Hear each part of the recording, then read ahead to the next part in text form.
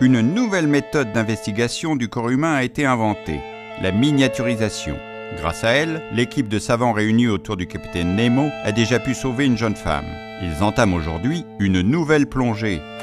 Que vont-ils bien pouvoir découvrir ?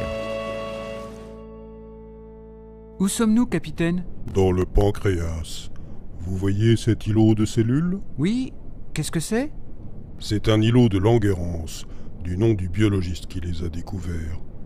Ces îlots ne représentent que quelques millimètres, mais ont une importance essentielle. Ces cellules produisent des hormones, comme l'insuline, qui règle le taux de sucre dans le sang.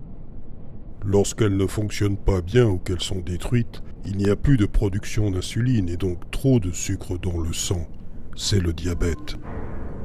Le diabète se manifeste par des urines importantes, une soif continuelle, des problèmes cardiaques, des troubles de la vision, des infections. Mais il existe plusieurs formes de diabète. La première est une destruction des cellules des îlots de Langerhans par le système immunitaire. Cette première forme ne représente que 5 à 10% des diabètes et peut toucher des personnes jeunes. Les malades sont obligés de s'injecter régulièrement de l'insuline pour éviter l'excès de sucre.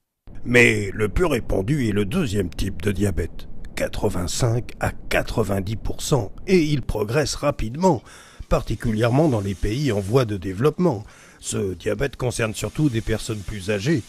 L'insuline n'est plus produite en quantité suffisante, principalement du fait d'une consommation excessive de graisse et de sucre et du manque d'exercice. C'est devenu une des principales causes de mortalité.